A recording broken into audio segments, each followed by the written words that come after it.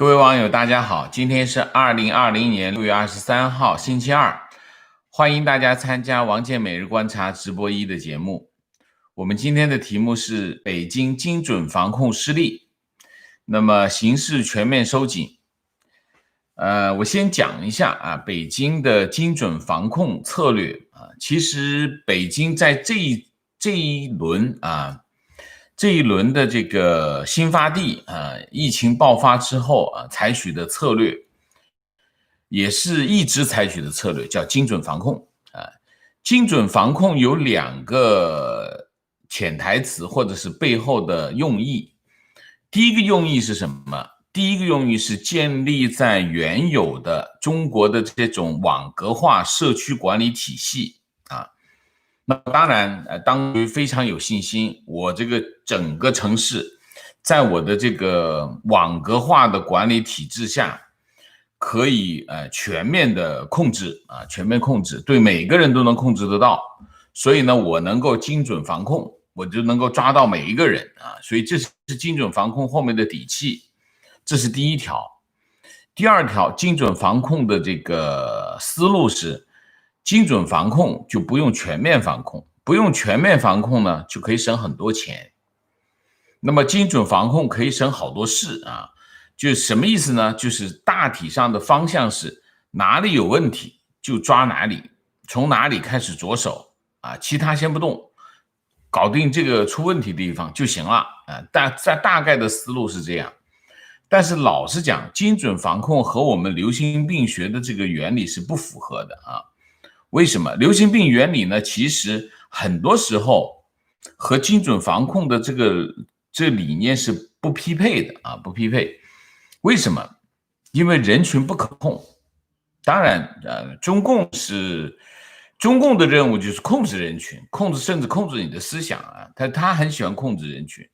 所以这2个流行病学其实有个基本的前提，就是人群不可控。人群不可控就要在不可控的条件下进行防控，进行管理，这是一个不同方向的思维。就是说以流行病来说，病毒从这个社区跑到那个社区基本上是拦不住的。拦不住怎么办？我们就拦不住的办法来处理。那这个中共的思路是什么？你说拦不住，我就拦住，就让那两边根本就来往不了，不就拦住了吗？这里面就是代价和成本完全不对称的考虑，产生的后果也是不一样。就是说你用这种思维来处理的话，可能你这个措施本身产生灾难比灾难本身还严重大概就是一个这样的情况。所以我们先讲讲北京的这个精准防控的这个策略，其实不仅仅是北京，基本上全中国都是这个策略，就叫精准防控那前提就是我刚才讲，他们有一个网格化社区管理体系社区管控体系，他们认为对这个人我已经控制到人口每个人了，我就可以用这种方式，但实际上是没效果没效果。在我们讲北京的情况6月23号北京疫情防控新闻发布会然后疾控中心主任北京市疾控中心主任曾小凡通报22号确诊13例，其中我们之前报过，就是百事公司的这个大兴厂区，原来是2月15号到21号确诊8例，然后23号再出现4例就实际上这个厂子已经我觉得应该是已经是全面爆发了那么在最近几天的公布的新增病例当中，有一个非常明显的这个趋势，就是新发地常住的工作人员的这个并发确诊病例越来越少，就是在新发地工作的人的病例越来越少，然后就是间接关联者越来越多。什么叫间接关联者？就是她老公在新发地上班，然后他们家孩子发病了，大概就是这种间接，或者然后是间接的间接，就是这孩子的同学发病了，或者孩子同学的家长发病了，那就是间接啊，间接关联，就间接关联的人越来越多。什么意思呢？就是这个说明这个病毒的传播已经超出了新发地的范围啊。那么他们举了一个例子，举了一个什么例子呢？就是快递员。这个快递员呢，就是饿了么的一个这个送餐员啊，送餐员47岁，我讲一下他的情况，大家就大概的知道这个情形啊。47岁，住朝阳区小红门啊，红四村啊，然后是从6月1号到17号，每天通过饿了么平台接单送餐，一天平均50单。一天平均50单，他是什么时候开始发病的呢？是21号发病，21号9点钟啊，120送去排查啊，就确诊啊。然后呢，就是18号没有接单，19号上班，10点上班，10点下班，然后20号也是10点上班，10点下班。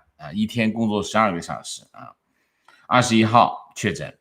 如果你从21号往前推，你就大概知道这个快递员什么时候感染啊？如果你是21号并发的话，往前推14天就是7号啊，7号感染，也就是说7号感染，他从7号到这个21号啊，中间这14天，一天50单，你说一下有多？它中间的接触的人口有多少？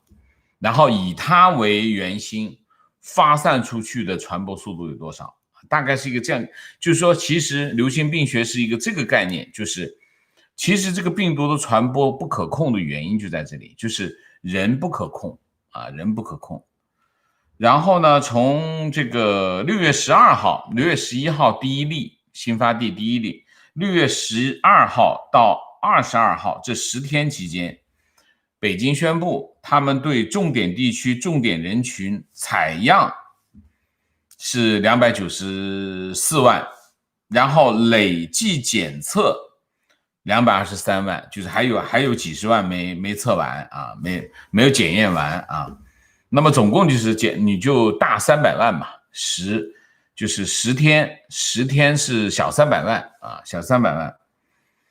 但是这300万的检测啊，就224万检测完毕啊，到底有多少感染？到底有多少这个抗体的啊？有多少是等等？没有，不知道。就200多万人的检测完了以后就完了，啥没有。啥数据都没有公布，但是呢，从6月11号到21号，总共有多少个确诊？236例确诊，也就是说，你就大概是一个什么概念呢？就是对比检测了230万，有236例确诊。就是1/1000对比啊，这两个只是没关联哈，我只是拿数据来对比，1/1000吧，这个所以中国人真的是特殊材料造成的啊，非常就是所以可见什么？可见北京市公布的数据绝对是假的啊，绝对是假的，大概是1%的假，这个就是叫什么？1折都不到啊，就是相信他1折你都会送命的啊。那么从20号到21号开始，就是出现了什么呢？就开始在已经确诊的案例，就是北京市自己公布的确诊的案例当中，就开始出现了什么呢？开始出现了跟新发地完全无关联的病例啊。然后就又跟这个确诊病例又没有接触的，就是没有任何关联，就是出现了这20号开始，20号、21号啊。首先第一个，我们确定一点，北京市公布的那个数据，我认为1/10都不到啊，肯定1/10都不到，真实的数据肯定是超过10倍以上啊。那么我们就拿它已有的数据来说，都可以发现一个情况，就是20号、21号已经开始出现这些无关联病例啊，然后从11号到21号这10天啊，那么已经公布的182个病例当中，134例有直接暴露史，就是134是直接去过新发地的，然后他发病了啊，这是一个啊。23例有间接暴露史，就是间接，不是直接去的，可能是他家人去了传染给他的啊。然后剩下的25例就是完全不确定，就是没去过新发地。然后呢，另外54例是完全无关联的病例，说明什么呢？说明在已经公布的这个，就是已经确认的病例当中，已经公布确认的病例当中，有1/3已经和新发地没有关联啊，和新发地已经没有关，1/3的确诊病例，就是公布的已确诊病例当中，有1/3已经和新发地没有关系。当他们和新发地没有关系的时候，说明什么？说明3个情况。第一个，以新发地为中心的2次爆发已经蔓延到其他领域了，已经蔓延到其他领域了，而且开始出现新的本地传播。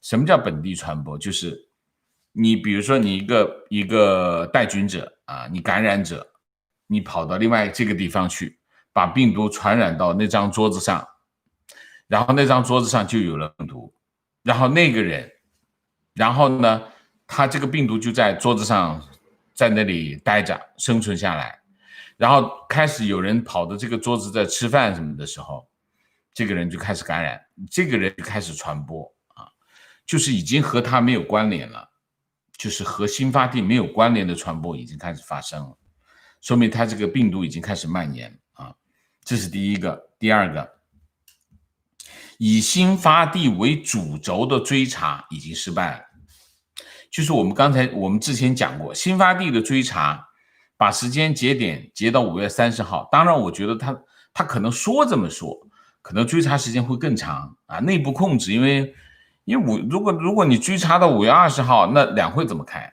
所以他就不说，他就说我们到5月30号，是不是他追查会使劲往前追查？不一定，有可能他只做不说啊，我希望是这样，但是不管希望怎么样，这么一条什么东西，就是以新发地为主轴，为精准防控的这个追查方向已经失败了，已经失败了。它的以新发地为初始爆发的传播已经失去控制了，它控制不了了，已经控制不了了，而且它爆发出来的这种几何级数的增长，人数追查需求的人数增长，我觉得到最后它一定会崩溃的。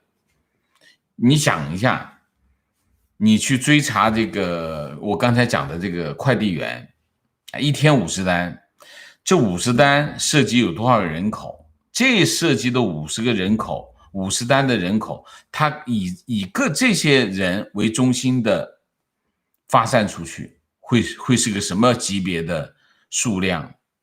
如果每天都在发生这种级别的数量的话，你想你的追查会是什么情况？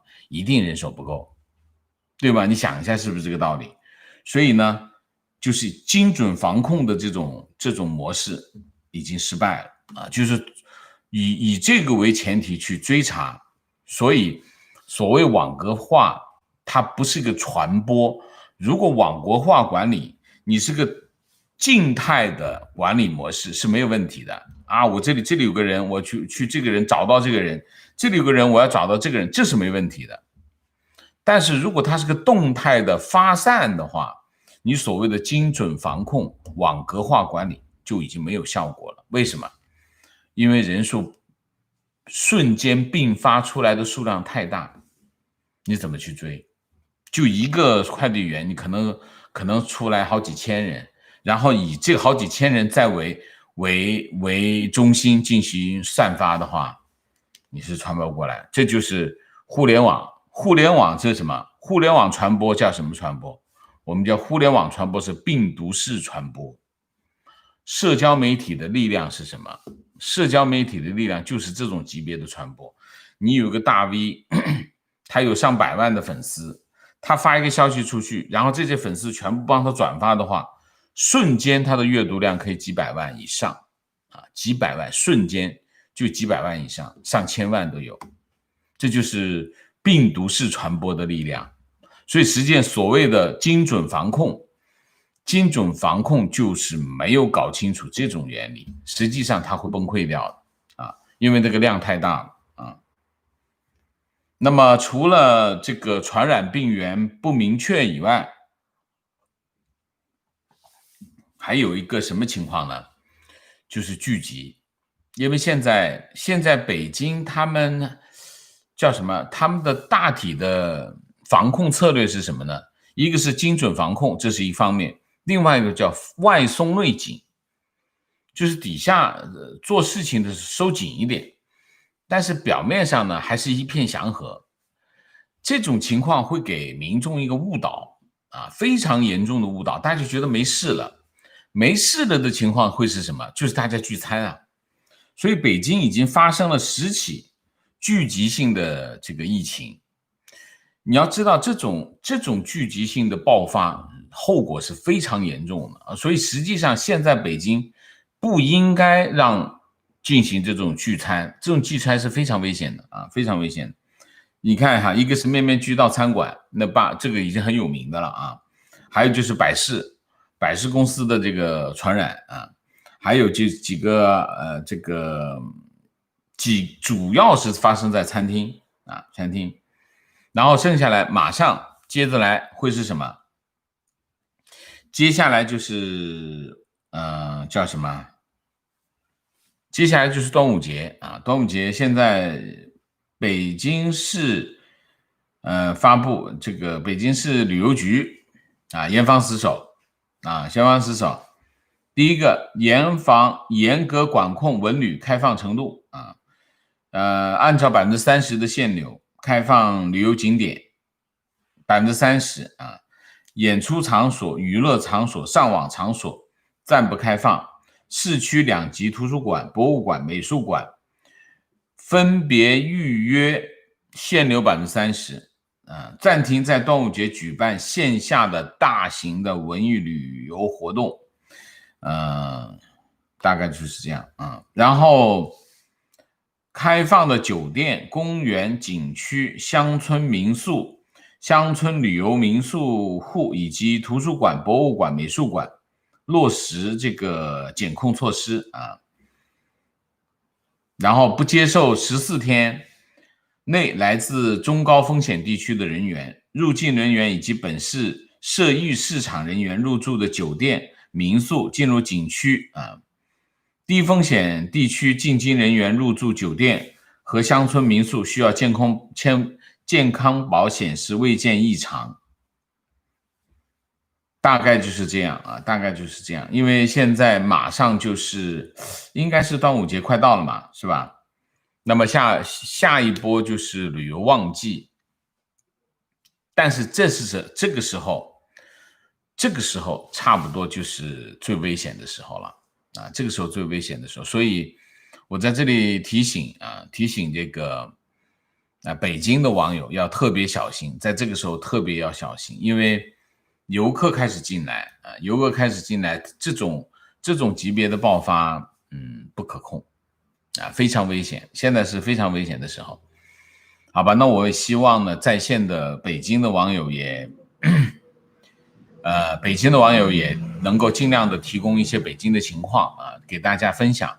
我们要了解一下北京你们各个点所处的点看到的情况，但是我不需要大家，我只需要大家讲你们看到的情况啊，不需要传言听谁说那个东西不必说啊，因为传言现在我发现最近有很多的传言啊，很多的谣言，所以大家小心一点，都要非常小心的看这个事情，好吧？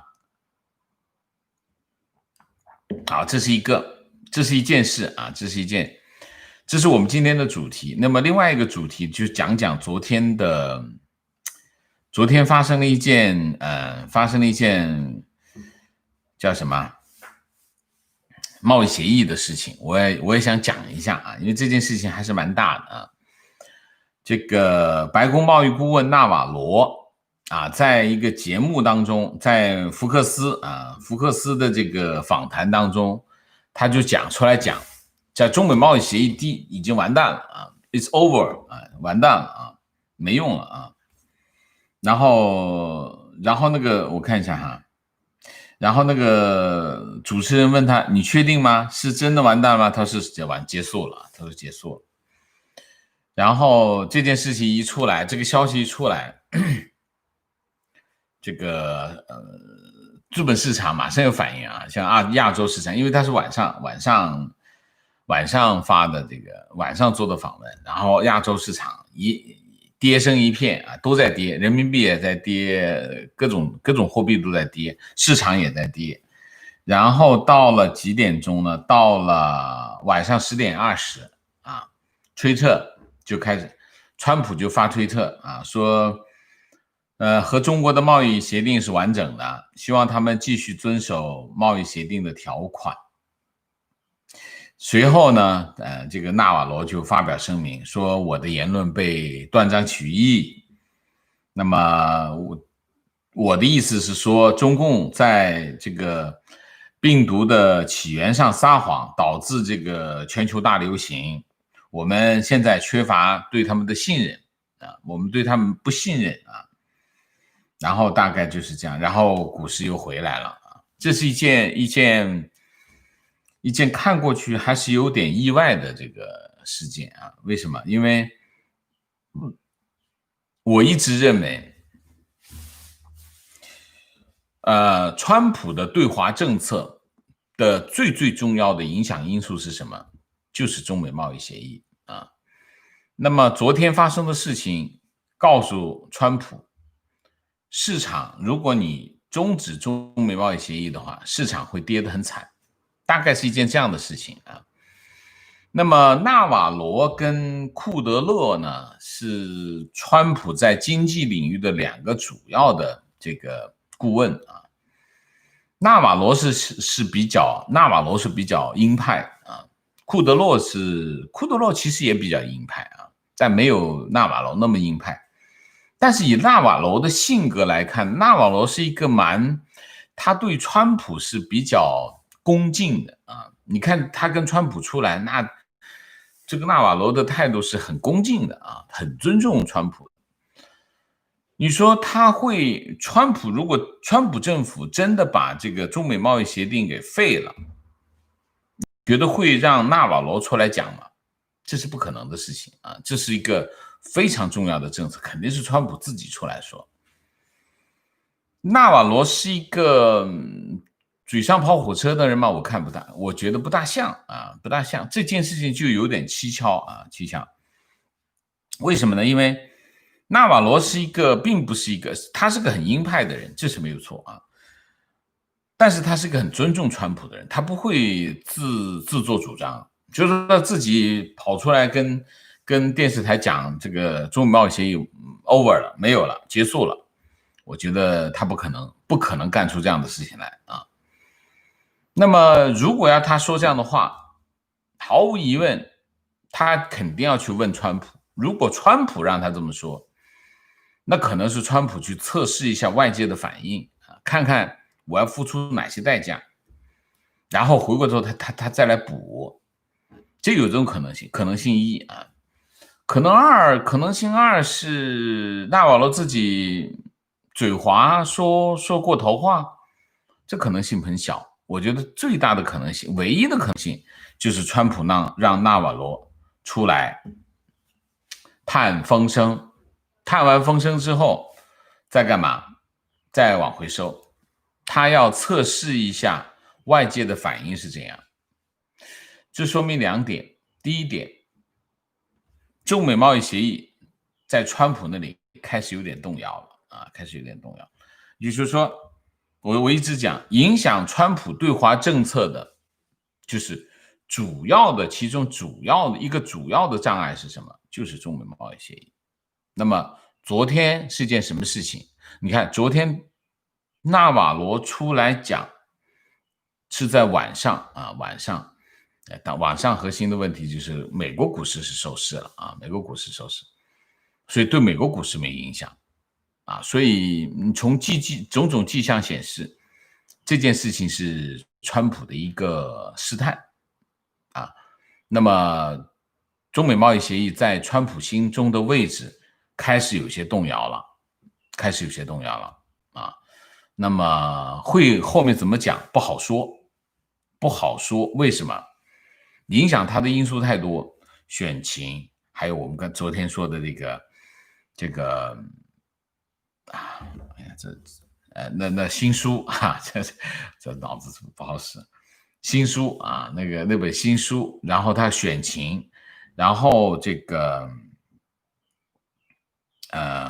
新书啊，选情，然后现在的中美之间的这种对抗的形势，都在影响川普对这个中美贸易协议的看法。所以我觉得昨天这个事件其实是一个蛮重要的一个进展。就是说川普在考虑什么呢？川普在考虑我该怎么办。这里面也反映了什么？反映了白宫内部对这个中美贸易协议的一个不同的看法，他们之间应该有很激烈的争执啊。因为到底中美贸易协议对川普到底有多大的影响，不好说啊，不好说，因为不同的角度、不同的观点，它产生的结果是不同的啊。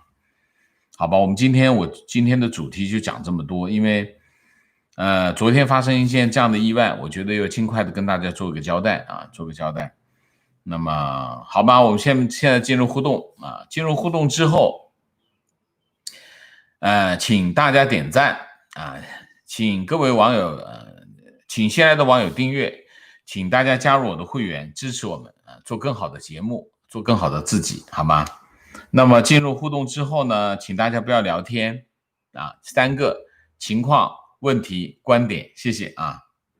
好，我们现在进入互动啊，您谢一下 ，Tim Lee， 谢谢啊，产 Claudia， 谢谢 ，Very Ti， 谢谢。好，我们现在进入互动情况。我北京朋友讲，他们小区按10人为单位共用一个测试盒，如果10个人当中发现阳性，再做单个测试。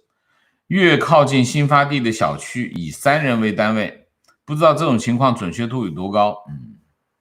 这就叫混测啊。什么叫混测？就是它其实不是用一个试剂盒，它是10个人啊，10个人抽血啊，不是抽血还是我不知道试剂盒怎么用。10个人的这个把10个人的数据样本放在一起进行测试。如果10个人都没有 clear， 那就是 clear 的啊，那么这个 clear 就过了，它就可以减少这个检测的量，主要是为了减少检测量啊。那么10个人为单位，那么如果发现里面有10个人再重新测一遍，这就是什么呢？这就是辟名的时间无所谓，前提是什么？这件事情的前提就是怎么折腾辟名都没有关系。就是让你来一趟再来一趟都没关系，就是这个前提就是第一个节省检测机构的工作量，然后呢就是减少检测试剂盒啊，减少试剂盒，所以试剂盒的产能和它的价格都下不来啊。那么以这个为前提，还有一个前提就是辟名的时间无所谓，折腾他们没关系啊。以这个为前提就会有这种办法啊。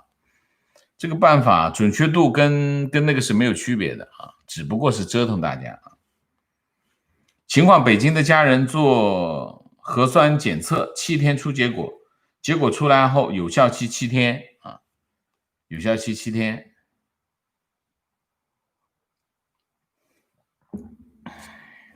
有效期7天都没用，没意义。检测是讲的是什么？检测讲的是你检测的那一刻，你是不是有问题？检测完，你转过头去被感染了，就被感染了。所以你说有效期，其实有效期10天，它就是个拍脑袋啊。为什么？没有科学依据啊。检测只是检测，只是讲你检测的那天之前的事情啊，检测之后的事情，他都管得了吗？根本管不了，这不科学是吗？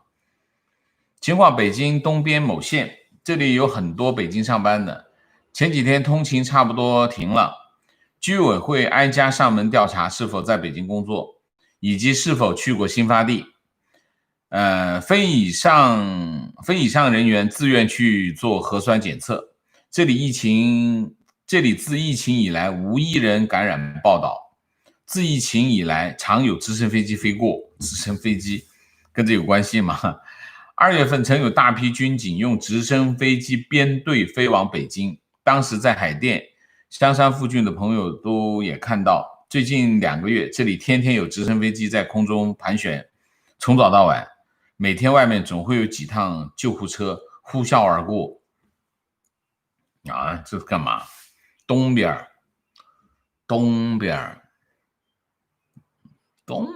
有什么呀？应该是北边啊。情况打卡北京，今天去798艺术区，曾经非常热闹的艺术中心，如今一片萧条，很多店铺已经关门，拍婚纱照的客人寥寥无几，游客也少得可怜。与一些店家聊天，艺术区房租贵，大家都在观望中。我住的望京小区没有变化，出门需要身份证、出入证都需要检查。情况：北京回来的朋友全部做检测，确诊了政府出钱免费，不确诊全部自费。那大家希望确诊吗？你说说。情况：北京报道，昨天发生了2个建筑工人感染了3个人。这个现象我已经确认了，北京疫情已经失控了，而且存在大量隐瞒。在工地标准情况，工人宿舍每间8人，大食堂吃饭，而且工人流动性很大。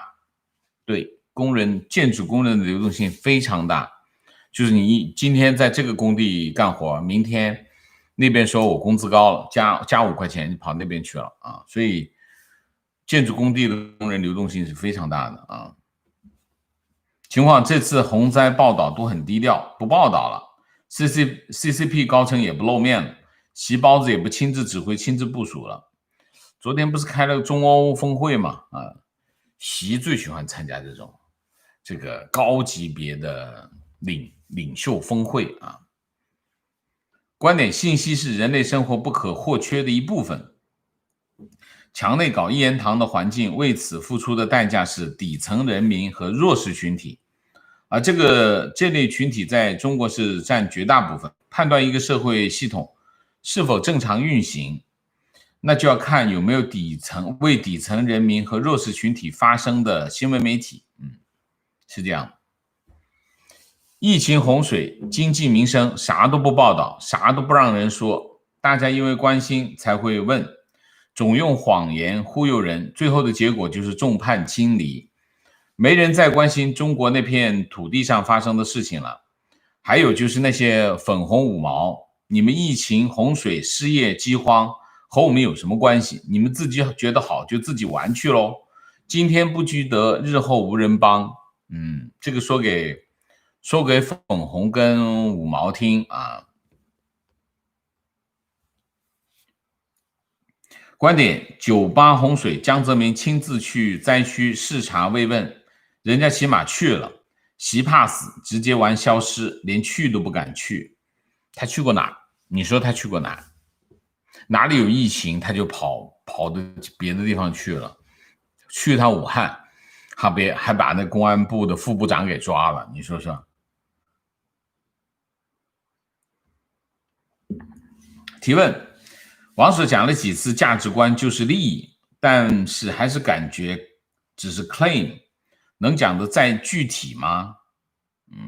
我能想象想象独裁国家的独裁价值观是他们的利益，但是其他国家的普世价值为什么民主国家的核心利益？你要先定义什么叫利益。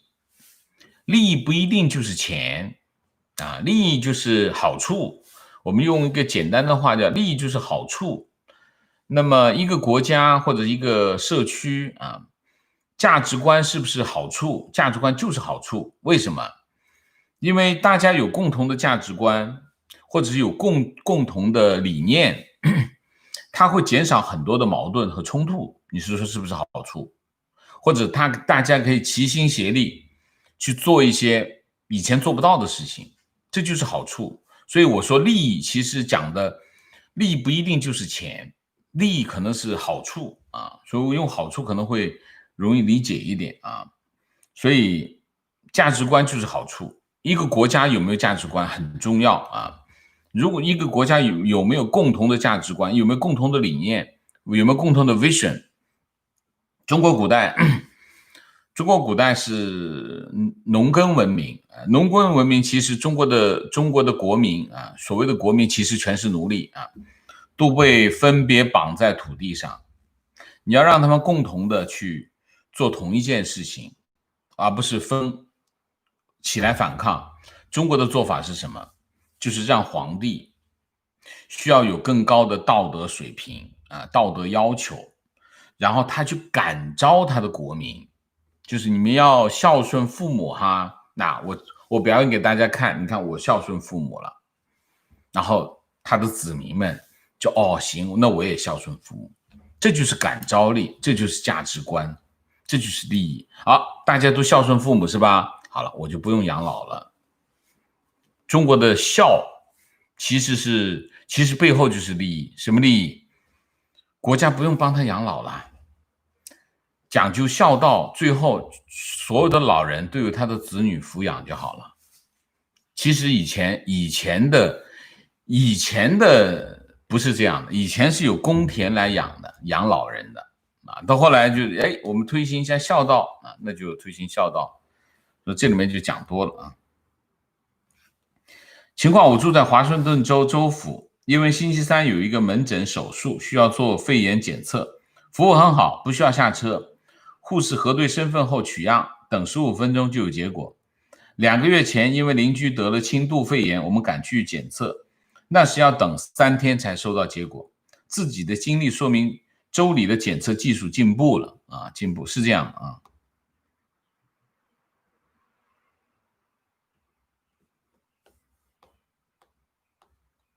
什么情况？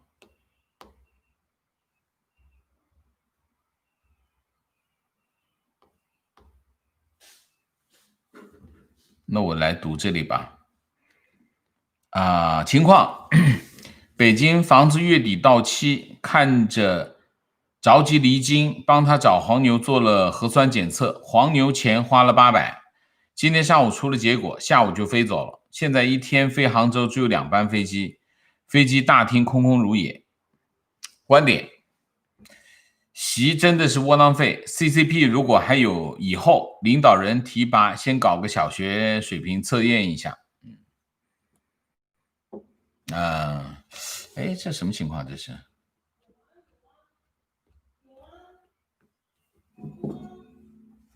为什么我这里是这样的呀？这里我看一下。好，这里情况，王老师，我父亲已经是几十年的老烟鬼了，刚想给他买电子烟，让他戒掉抽烟，可国内所有电商平台都搜不到电子烟，太可悲了。中国为了不损害他们的烟草公司的利益，居然全部停止销售电子烟。我记得王老师说过，国内的烟的利润非常高，请老师评价一下这事儿啊。网友答：中国烟草总公司是世界上最赚钱的国有企业，这块大肥肉政府怎么可能放掉？电子烟将来他们自己也可以生产，目前来看你只能请人代购了。宇宙最大的公司是什么？不是工商银行，工商银行是上市的宇宙最大公司，没有上市的宇宙最大公司是中烟集团啊。中原集团是个央企，级别不高，但是它是宇宙最大的公司，最赚钱的公司啊。中原集团，中原集团是中国所有的烟厂都是它的，中国所有的烟厂都是中原集团啊，所以它是宇宙级最大的公司啊。我想请您分析一下中国政府开放探亲签证的前景。我已入美国籍，父母高龄在北京，因病生活不能自理，全靠住家保姆照料。我每年都回去帮助安排处理父母的各项事务。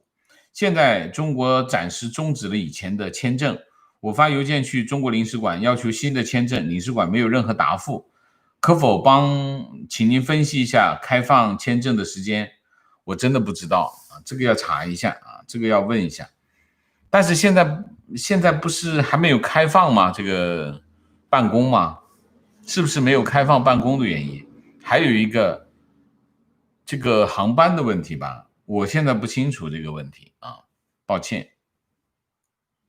提问：为什么会有给逼死10岁小孩的老师点赞的家长？为什么点赞的家长数量会那么多？墙内这种老师不新鲜，上级部门的立场也不新鲜，可是家长站牌点赞还是刷新了我的想象。第一，这个点赞本身是你要怀疑一下啊，为什么？因为点赞也可以造假，对吗？这是第一个。第二个，家长点赞，我觉得一方面有可能是拍马屁啊，另外一方面呢，除了拍马屁还有别的吗？我想象不了啊。反正这件事情，老实说，我看完之后，我非常庆幸啊，我没把我的孩子放到那个教育系统里面去。大家都想想有没有办法把自己的孩子从那个系统里面拿出来，大家想想吧啊，想想。因为每次这一类新闻，我看到这类新闻，我都觉得很庆幸啊，我没有把我的孩子放到那个系统里面去啊。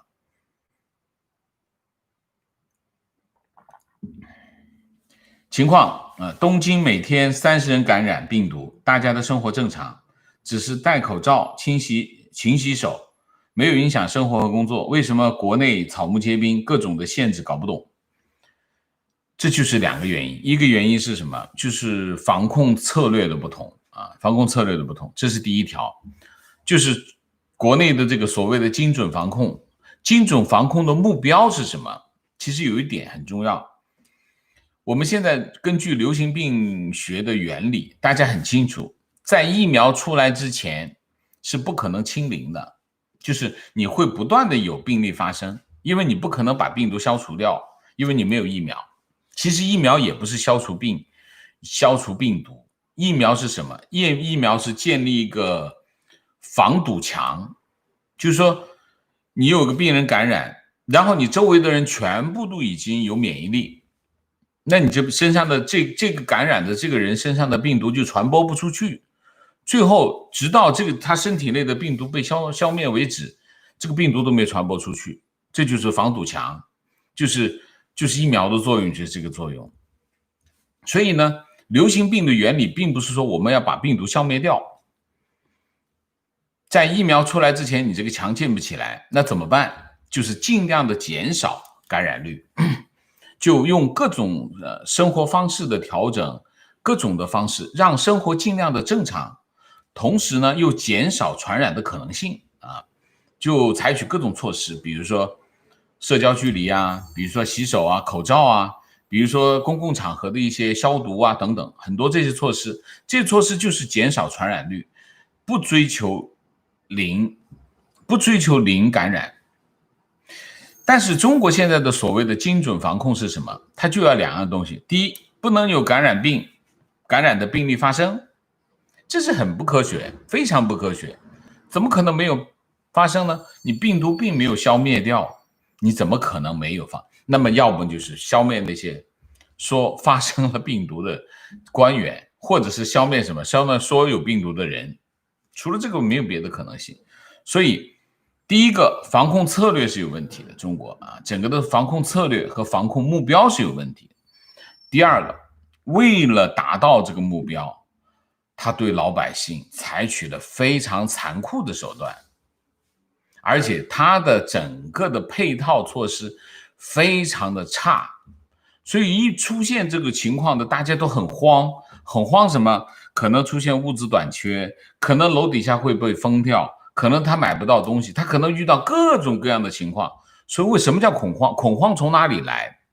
恐慌就是当发生这种情况之后，当局的这种粗暴野蛮的各种手段，会令这些老百姓的生活失去秩序，叫失序，所以大家都很慌。恐慌来自哪里？来自于这个地方，这就是他恐慌的原因。那么西方国家、民主国家，他们政府敢这么做吗？当然不敢，这么做他就完蛋了。所以他必须用柔性的手段，让总理在电视上告诉大家我们会怎么样怎么样，告诉大家讲得清清楚楚、明明白白，不能有任何的疑问。那大家当然不恐慌。恐慌的原因是什么？恐慌的原因是失序。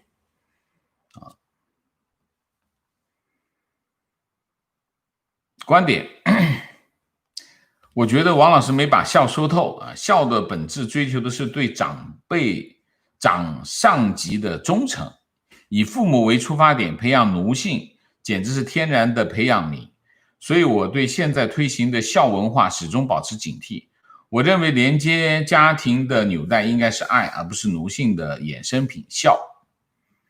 孝其实有很多了，我只是举一个例子，讲那个利益后面的一些利益的关系。当然孝你刚才讲的这种奴性，还有的问题是什么？就是孝有很多内涵我刚才讲的其中一个内涵就是给政府省钱是一个内涵政府推动这件事情背后的意图当然很清楚，就是让大家把老人给养了，别把老人推给我还有就是比如说这个感恩就是长辈跟晚辈之间的关系是什么关系连接的这种关系，你说的是爱，其实他说的是恩说的恩是什么？恩其实这是个很坏的东西，为什么叫很坏的东西？就是晚辈对长辈要感恩，那长辈对晚辈就没有责任了，对吗？你要感恩的话，如果他对长辈对晚辈有责任的话，晚辈对长辈就不需要感恩了。感恩是什么？感恩是你是没有必要对待我这样，可是你这样对待了我，我才感恩如果你理当对我，比如说父母抚养子女是父母的责任，子女感什么恩？子女是不需要感恩的，他是在他的责任如果父母对他没有责任，你是随便来的，我随便养你一下就好，但是我没有随便养你，我好好的养你，那你得感我的恩。这中间就是你可以看中国的很多事情，它中间是没有逻辑的没有逻辑的，无法分析的。孝这件事情也是这样，孝有很丰富的内涵，你可以系统的去反驳它系统反驳它。我们今天就不重点讲这个，好吗？问题最近看大家都在说三峡大坝的事情，说上游和下游已经洪涝了，但我个人觉得三峡应该不会垮，因为如果水位太高的话，三峡无非多放点水，我们宁愿下游多淹一些，也不会让三峡处于垮塌的危险之中。不知道王老师对三峡怎么看我看过很多的材料关于三峡，但是我都不信，我不知道信谁，所以我现在不知道该怎么判断。我对三峡大坝，从常理来说，三峡是个重力坝。什么叫重力坝？就用它的重量把它卡在那里那么偷工减料发生过，三峡出现过少放钢筋的事情，是个非常大的丑闻非常大的丑闻。那么会不会出现普遍性的这种情况，我不知道。但以我的理解，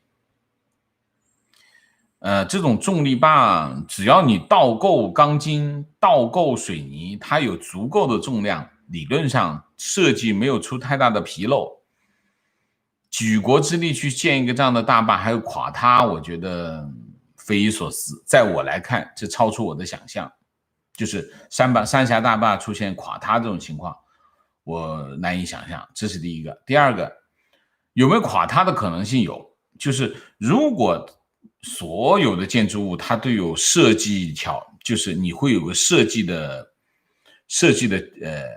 极限啊，就是说三峡肯定有它的设计极限，就是超过了什么样的水位，它必须开闸放水啊。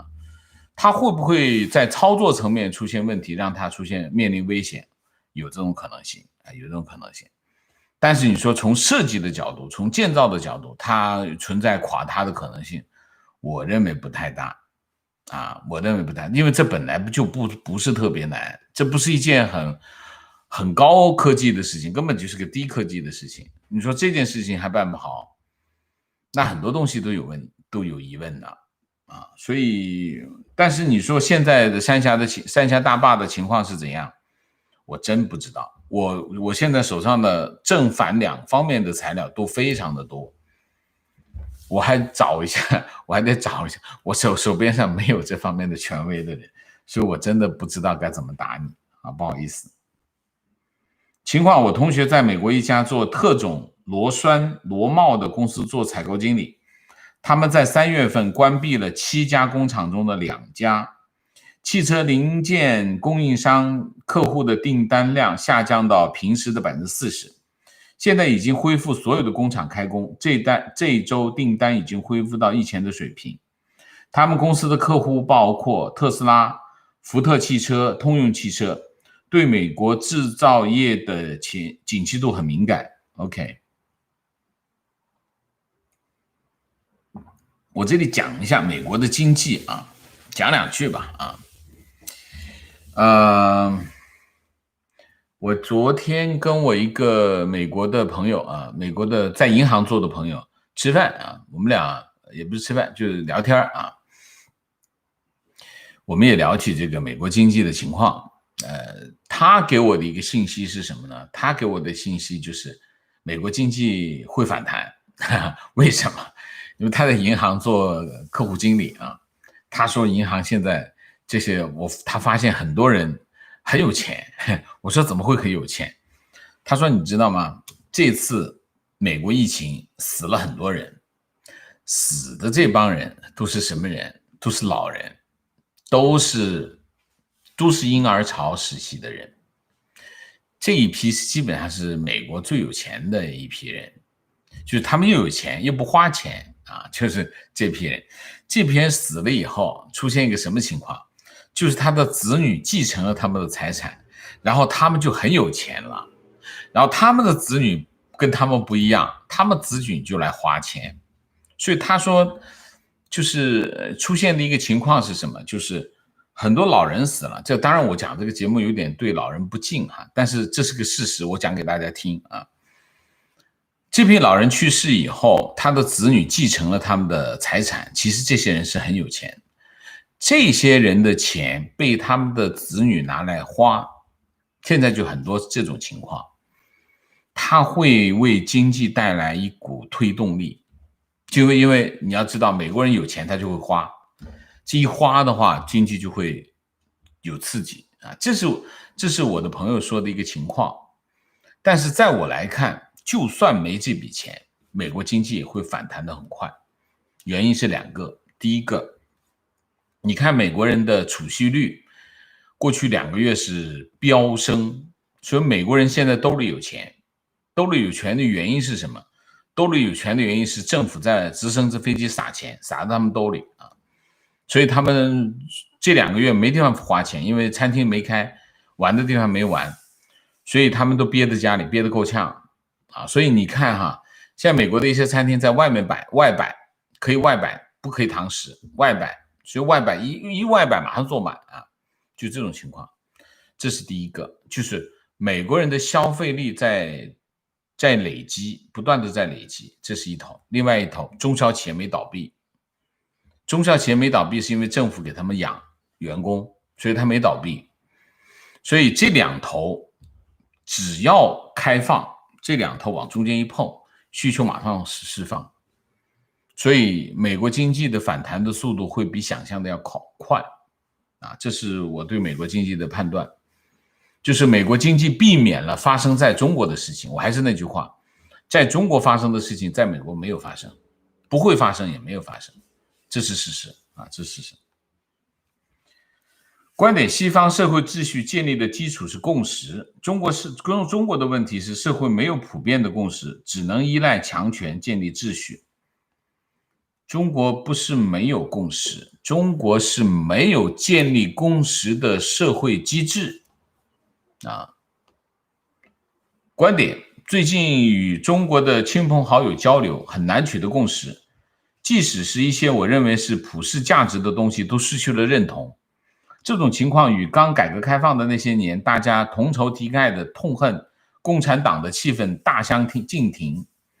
今天我突然明白了，我的同辈们60后目前基本上都是这几十年改革开放的既得利益者，尤其是体制内的这些人，这些年在国进民退中捞得盆满钵满，他们觉得自己是人生赢家，是中国这个国家如鱼得水的成功人士，他们事业有成，衣食无忧，岁月静好。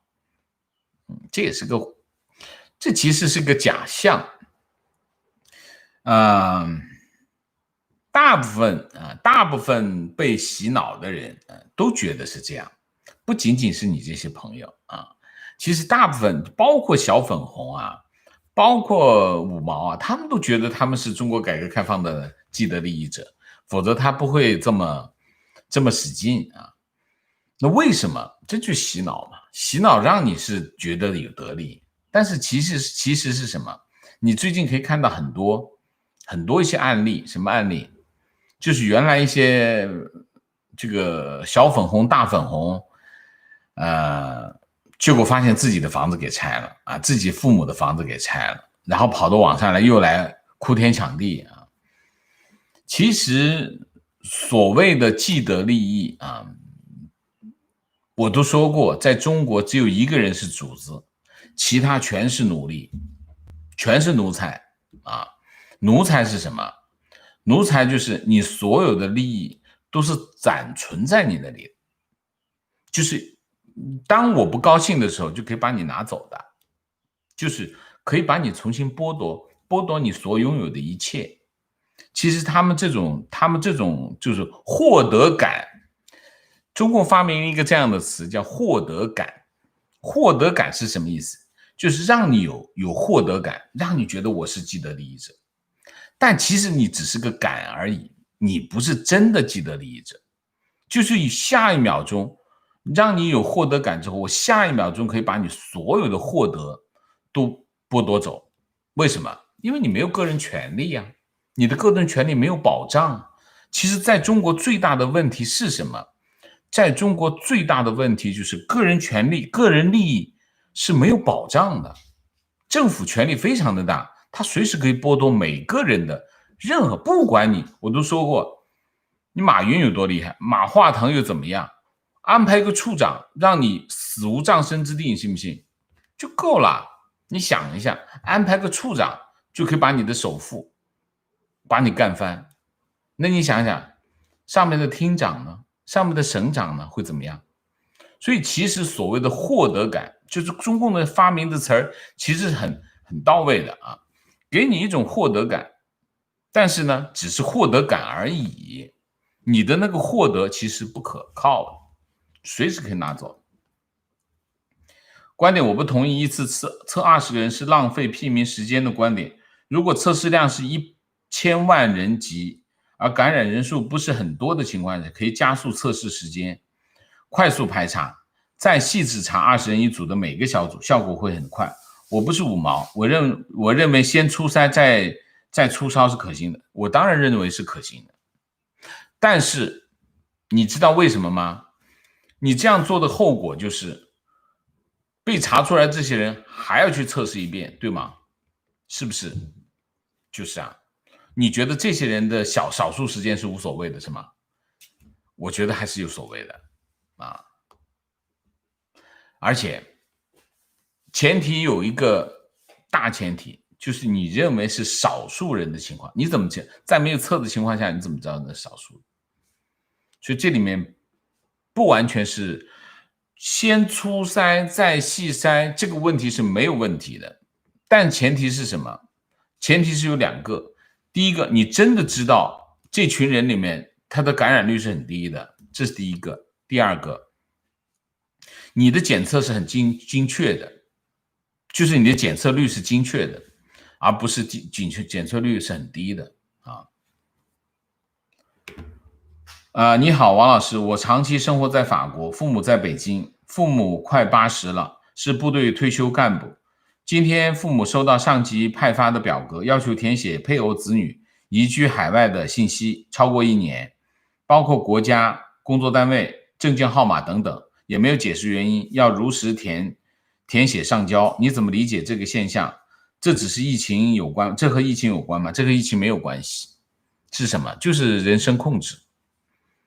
就是人身控制，对国民的人身控制这有点像收护照差不多都是人身控制，就是掌握你的情况，掌握你的情况就是权利情况今天在微信群有人说，学校教小学生捐款给贫困区，一个学校也能捐个小10万，不知道这些钱最后去哪里。不过有一个班说才总共捐了300多。我那个年代捐款随便一个人捐300-500，估计是大家因为现在知道套路捐少了。我在群里说了句割小学生韭菜，坐标深圳才捐300，那是大家不愿意捐。疫情来了，全世界都是政府发钱给老百姓中国还发生大家来捐，要大家捐钱，这什么鬼？观点：中国最好的医疗系统和最丰富的医疗资源就在北京，200多病例对于北京来说小事一桩。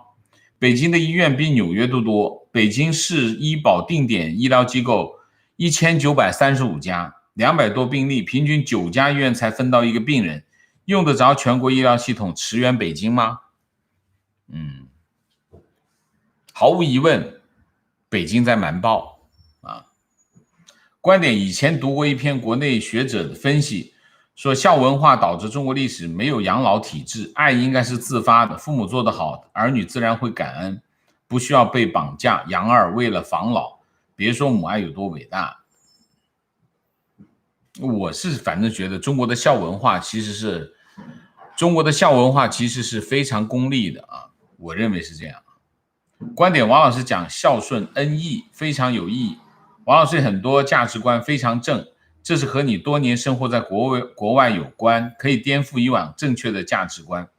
中国文化很多不可细究，儒家本质是一个没有人性的思想观点。儒家的这种思想感觉就是为了达到社会的一种稳定态，为了达到这个目的，个人可以不管，所以会被皇帝选中。任何的思想价值观都基于制度，什么样的制度？政府、独立法治、问责制，即现代国家3要素政府、独立法治、独立司法、问责制，现代国家3要素。提问：王老师觉得现在什么情况下可能出现改革？真的要到崩溃的时候才想到改革吗？如果改革从哪里开始？中国早就有改革，改革开放1978年开始那么什么时候会出现改革？什么时候出现改革？过不下去就出现改革。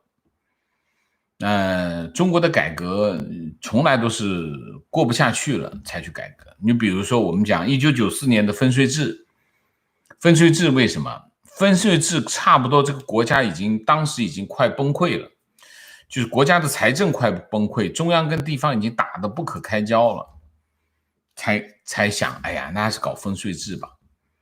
就是中国的改革必须到了什么地步，就是过不下去了才会改革我的天，还有很多耶，怎么办？好，再读2个。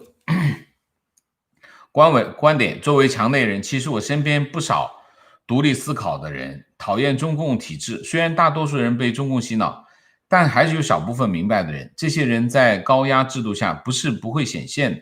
试问手无寸铁如何维权？所以请大家不要对墙内人一棍子打死，非常对，对墙内人还是不能一棍子打死。可能有些网友在自由的国度里看国内会有优越感，但是对把国内所有百姓一棍子打死的言论未免有悖文明啊！我们希望有更多的理解和精神支持，非常对啊！所以我觉得这个提醒是很好的啊，请大家包括我本人啊，我们要警惕啊！提问王老师觉得什么情况下就答过了。观点：中国传统文化在主流的社会讲究的还是儒家那一套，其实是统治的手法，缺少真正的道德内涵。中国最好的医疗体系，已经讲完了。好，明谢了，明谢。在法兰西吃包子，谢谢。请王先生喝咖啡。今天的水灾不见部队出来防洪，先作秀也不做了啊。于子子，谢谢。天气热，请王舍吃西瓜。好的。姥姥王，谢谢。我推荐王先生的节目给好友 Vicky 曹，他见多识广，但是立刻成为粉丝，因为他不会打赏，委托我代替，这代表了他对王先生知识的尊重以及对我们友谊的信任。因为我俩都是从台湾到香港，在香港才认识，所以被称为老友记，也是广东话老朋友的意思。特别讲一下，我们不是托。好的，我们知道的，谢谢姥姥王。